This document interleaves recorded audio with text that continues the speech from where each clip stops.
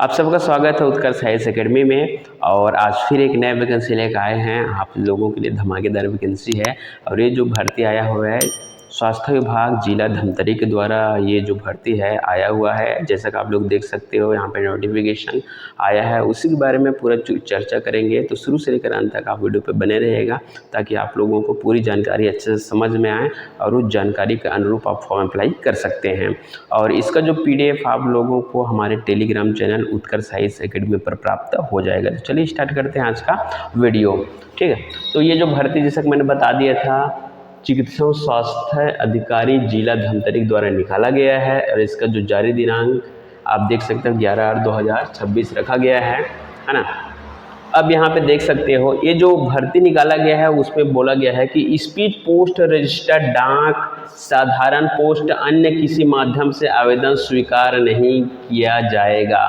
तो आप लोग इस जो भर्ती है इसमें अगर फॉर्म अप्लाई करते हैं तो आपको डाक के द्वारा फॉर्म स्वीकार नहीं किया जाएगा। आप इसमें डाक नहीं कर सकते, कुरियर नहीं कर सकते, उसके द्वारा ये जो फॉर्म है स्वीकार नहीं किया जाएगा।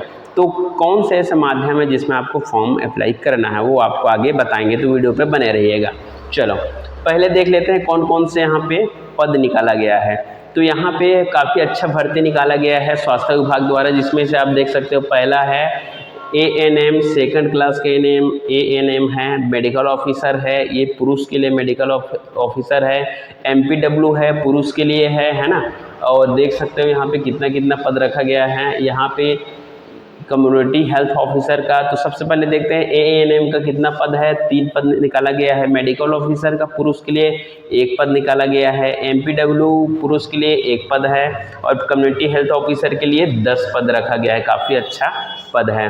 नर्सिंग ऑफिसर यहाँ पे है, इसके लिए पदों की संख्या 5 रखा गया है। आगे देखते हैं स्टाफ नर्स के लिए 1 पद रखा गया है ना। उसके बाद स्टाफ नर्स और है नीचे में वार्ड के लिए, इसके लिए 1 पद रखा गया है। नर्सिंग ऑफिसर की बात करें तो नर्सिंग ऑफिसर के लिए यहाँ पे 1 पद रखा गया है।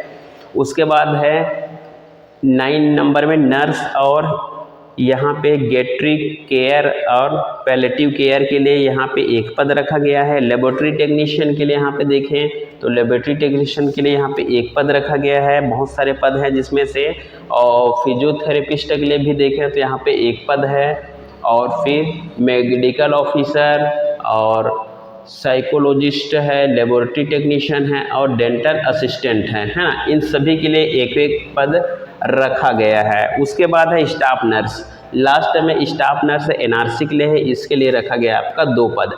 तो आप लोग देख सकते हो यहाँ पर भी नर्सिंग ऑफिसर है, नर्सिंग स्टाफ नर्स है, स्टाफ नर्स है। तो इसके डिपार्टमेंट अलग अलग हैं। मैं आपको बता दूं यहाँ पे स्टाफ नर्स है कौन से डिपार्टमेंट के, NRC के लिए है। यहाँ पे स्टाफ नर्स है किसके लिए है, वार्ड 3 बेडेड के लिए है, 3 बेड पेडियाट्रिक के लिए है। यहाँ पे देखिए स्टाफ नर्स तो NBSU के लिए है। तो डिपार्टमेंट अलग अलग बटे हुए हैं, पद का नाम एक ही है स्टाफ नर्स, लेकिन डिपार्टमेंट अलग अलग बटे हुए हैं। ठीक है, चलिए अब आगे बढ़ते हैं, अगला पद के बारे में बात करते हैं। अगला जो पद है फिर है स्टाफ नर्स है। स्टाफ नर्स से SNCU के लिए है, पदों की संख्या 1 रखा गया है। रेडियोग्राफर है, एक्सरे टेक्नीशियन, इसके लिए 1 पद रखा गया है। अगला है नर्सिंग ऑफिसर, पहले भी हम लोग देखे हैं। अब ये है UHWC के लिए है, इसके लिए 3 पद रखे गए हैं। उसके बाद है सेक्रेटरियल असिस्टेंट NHM, ये इसके लिए 1 पद रखा गया है। टोटल स्वास्थ्य विभाग धमतरी में 38 पदों की भर्ती निकाला गया है। जैसे कि आप लोग यहाँ पे देख सकते हो 38 पद की भर्ती निकाला गया है। अब प्रत्येक पद के लिए सैलरी और योग्यता के बारे में हम बात करेंगे। तो पहले हम लोग देखे थे NHM, जिसमें से आप पद का नाम देख सकते हो, पद है ANM। पद ANM के लिए यहाँ पे वेतनमान 12,000 रखा गया है और शैक्षणिक योग्यता ANM का कोर्स चाहिए और जीवित रजिस्ट्रेशन का आपको होना चाहिए, जीवित रजिस्ट्रेशन आपका होना चाहिए, सर्टिफिकेट और ANM का कोर्स चाहिए। अगला पोस्ट है यहाँ पे मेडिकल ऑफिसर। मेडिकल ऑफिसर का सैलरी 25,000 रखा गया है और इसके लिए आपके पास सर्टिफिकेट होना चाहिए। किसका होना चाहिए, डिग्री होना चाहिए, BHMS और BAMS और BUMS का डिग्री होना चाहिए। साथ ही साथ आपके पास लाइव रजिस्ट्रेशन होना चाहिए, है ना। आयुष, होम्यो, यूनानी और रेजिस का बोर्ड से आपका ये डिग्री होना चाहिए, BHMS और BAMS का डिग्री है ना। तो जो भी मान्यता प्राप्त विश्वविद्यालय से वहीं से आपको होना चाहिए और जीवित रजिस्टर होना चाहिए। अगला है MPW का 14,000 सैलरी है, इसमें 12th पास चाहिए, बायोलॉजिक साथ और सर्टिफिकेट चाहिए जीवित रजिस्ट्रेशन का, है ना। 14,000 सैलरी रखा गया है। कम्युनिटी हेल्थ ऑफिसर के लिए 16,500 सैलरी रखा गया है और मान्यता प्राप्त विश्वविद्यालय से सर्टिफिकेट कोर्स चाहिए कि इसमें BSc नर्सिंग में और लाइव रजिस्ट्रेशन इसमें चाहिए होगा, ठीक है। अगला है नर्सिंग ऑफिसर का, इसमें भी 16,500, इसमें BSc नर्सिंग का कोर्स चाहिए और लाइव रजिस्ट्रेशन चाहिए छत्तीसगढ़ सरकार के द्वारा। अगला है स्टाफ नर्स, इसमें 16,000 सैलरी है, BSc नर्सिंग और जीवित रजिस्ट्रेशन स्टाफ नर्स है, इसमें भी वही सेम इसमें क्वालिफिकेशन रखा गया है, BSc nursing live registration, BSc nursing live registration, BSc nursing live registration. यहाँ पे जितना भी स्टाफ नर्स, नर्सिंग ऑफिसर, ठीक है। और यहाँ पे देख सकते हो लेबोरेटरी टेक्नीशियन के लिए देख सकते हो 14,000 रखा गया है इसका सैलरी, है ना। और इसके लिए भी 12th पास और पैरामेडिकल होना चाहिए, DMLT BMLT का, है ना, ये होना चाहिए आपके पास डिप्लोमा या डिग्री। अगला जो पद है फिजियोथेरेपिस्ट के लिए 18,000 सैलरी है और बैचलर डिग्री चाहिए फिजियोथेरेपिस्ट में, ठीक है। और लाइव रजिस्ट्रेशन चाहिए यानी जीवित पंजीयन। अगला है मेडिकल ऑफिसर के लिए 25,000 यहाँ पर सैलरी रखा गया है और इसमें डिग्री रखा गया है BHMS BAMS और लाइव रजिस्ट्रेशन इसमें होना चाहिए छत्तीसगढ़ बोर्ड के द्वारा। फिजियोलॉजिस्ट के लिए 23,000 यहाँ पे सैलरी रखा गया है और साथ ही साथ इसको क्वालिफिकेशन रखा गया है MPhil psychology, MSc psychology, MA psychology regular होनी चाहिए, ठीक है।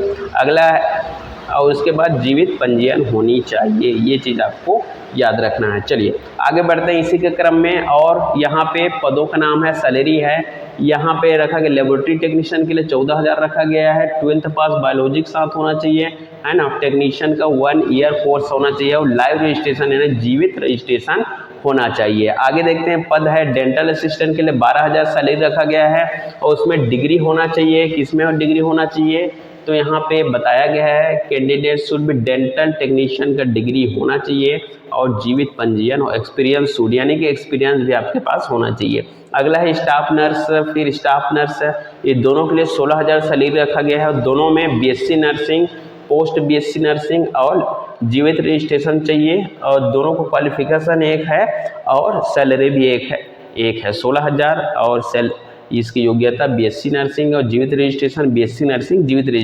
रजिस्ट्रेशन और जो पोस्ट BSc नर्सिंग की है उसके लिए भी ये एबल है, ठीक है। चलिए अगला है रेडियोग्राफर, इसके लिए 15,000 सैलरी है और 12वीं पास विज्ञान विषय के साथ और यहाँ पे एक्सरे टेक्नीशियन का आपको उत्तीर्ण कोर्स होना चाहिए और जीवित पंजीयन होना चाहिए।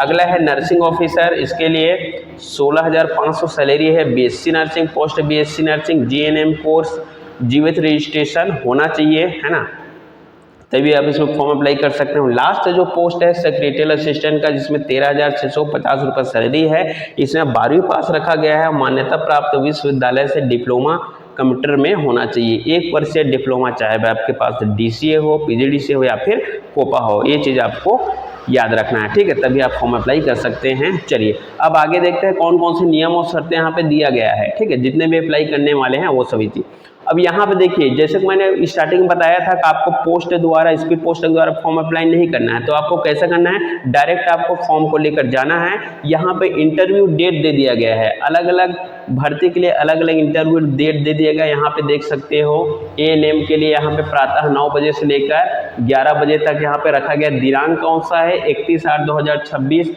यहीं पे आपको जितना भी आपका फॉर्म जमा करना, दावा आपत्ति करना और इसका डायरेक्ट लिखित इंटरव्यू है उसका पूरा डेट दे दिया गया है। तो ये डेट पूरा देखने के लिए आप टेलीग्राम में जाएं, हमारे उत्कर्ष साइंस एकेडमी का नीचे दिया गया लिंक है उसमें क्लिक करें और डायरेक्ट अपना इसका PDF प्राप्त कर सकते हैं। स्वास्थ्य विभाग धमतरी का PDF आप प्राप्त कर सकते हैं हमारे टेलीग्राम से। किसी प्रकार का क्वेरी हो, मन में कोई शंका हो तो नीचे कमेंट बॉक्स में कमेंट करें, आपका कमेंट का जवाब हम लोग तुरंत तत्काल देंगे। ठीक है, चलिए आगे बढ़ते हैं। इसमें नियम और शर्तें में आगे देखते हैं। नियम और शर्त मैं बता देता हूँ, काफी लंबा वीडियो हो जाएगा, है ना। तो यहाँ पे देख सकते हैं, आवेदक को छत्तीसगढ़ का निवासी होना अनिवार्य है। निवास प्रमाण पत्र आपको प्रस्तुत करना होगा। इसका मतलब है सिर्फ केवल छत्तीसगढ़ के निवासी इसमें फॉर्म अप्लाई कर सकते हैं। मध्य प्रदेश, MP, बिहार वाले इसमें अप्लाई नहीं कर सकते।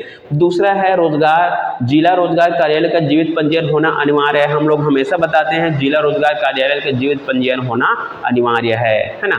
अगला है आयु सीमा, यहाँ पे दिया गया है उपरोक्त पद है। इसमें आपकी आयु की गणना 1/1/2026 को 18 वर्ष से कम नहीं होना चाहिए, है ना। और अधिकतम 70 वर्ष, किसके लिए? चिकित्सक पद के लिए 70 वर्ष से अधिक नहीं होना चाहिए और 18 वर्ष से कम नहीं होना चाहिए। और जो क्लर्क वाले पद है उसके लिए 64 वर्ष से अधिक नहीं होना चाहिए। तो यहाँ पे आप लोगों को मैंने बता दिया है आयु कितनी होना चाहिए, 18 वर्ष से कम नहीं होना चाहिए। और डॉक्टर है उसके लिए 76 वर्ष से अधिक नहीं होना चाहिए। और जो प्रबंधक यानी जो क्लर्क वाले हैं, कंप्यूटर वाले काम करेंगे, उसके लिए 64 वर्ष से अधिक आयु नहीं होना चाहिए। चलिए आगे देखते हैं इसमें कौन कौन सी और यहाँ पे कुछ नोटिफिकेशन दिए गए। यहाँ पे देखिए आवेदन शुल्क, आवेदन शुल्क भी यहाँ पे लगेगा। तो आवेदन शुल्क कितना रखा गया है? जिसका मानदेय 25,000 से कम है ना, और 25,000 वेतन वाले पद हैं उनको, जो अनुसूचित जनजाति, अनुसूचित जाति और महिला उनके लिए 100 रुपये लगेगा। और अन्य पिछड़ा वर्ग है उसके लिए 200 रुपये लगेगा। और आरक्षित वर्ग है, अनारक्षित वर्ग है उसके लिए 300 रुपया।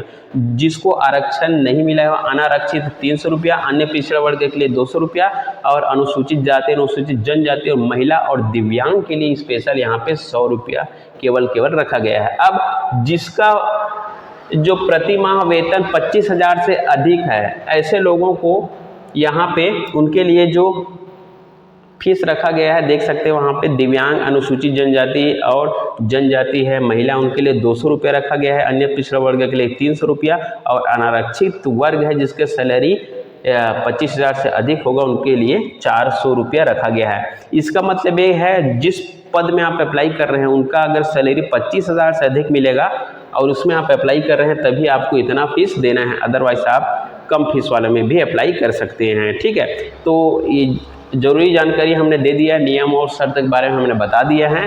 ठीक है, चलिए अब आगे बढ़ते हैं। इसी के क्रम में कौन कौन से और नियम शर्तें आप लोगों के लिए दिया गया है उसके बारे में हमने एक बार बता देते हैं। बाकी आप लोग टेलीग्राम चैनल से आप लोग देख ही सकते हैं। यहाँ पे देख सकते हो, साक्षात्कार, इंटरव्यू, लिखित और कौशल परीक्षा में मूल पहचान पत्र लाना अनिवार्य है। आपका इंटरव्यू में आपका मूल पहचान पत्र कौन कौन सा होगा? आपका वोटर ID होगा, आधार कार्ड होगा, ड्राइविंग लाइसेंस, पैन कार्ड अगर आपके पास है तो उसमें से कोई भी एक लेकर जाना है। आधार कार्ड तो सभी के पास होता है, वो लेके जाना है, अदरवाइज आपको एंटर करने नहीं दिया जाएगा। इंटरव्यू के यहाँ के दिन, साक्षात्कार, लिखित कौशल परीक्षा के नियम, यहाँ पे निम्न मूल अभिलेखों को आपको साथ में लेकर उपस्थित होना है। कौन कौन से दस्तावेज आपको लेकर जाना है? यहाँ पे है तो 8वीं, 10वीं, 12वीं की अंक सूची यहाँ पे आपको लेकर जाना है। स्नातक, स्नातकोत्तर के अंक सूची सभी वर्षों के, 3 वर्ष का होता है, कई जगह 4 वर्ष का होता है। ठीक है, तो यही आपको लेके जाना है। और यहाँ पे शैक्षणिक तकनीकी योग्यता आपके पास है उसको लेकर जाना है। कौशल पंजीयन प्रमाण पत्र आपको लेकर जाना है, अगर लागू होगा तो सक्षम अधिकारी जाति प्रमाण पत्र, निवास प्रमाण पत्र, दिव्यांग है तो दिव्यांगता प्रमाण पत्र, अनुभव प्रमाण पत्र, मूल पहचान पत्र, जो भी आपके पास उपलब्ध हो वो सभी लेकर आपको जाना है। जैसे मैंने बता दिया है ये सब चीज़ें आपको लेकर जाना है। अब एक चीज़ याद रखिएगा, कई लोग ओरिजिनल लेकर चले जाते हैं, डुप्लीकेट नहीं है, तो ऐसा काम नहीं करना है। एक सेट आपको डुप्लीकेट लेकर जाना है और एक सेट आपका ओरिजिनल लेके जाना है। ठीक है, चलिए अब आगे बढ़ते हैं इसी के क्रम में।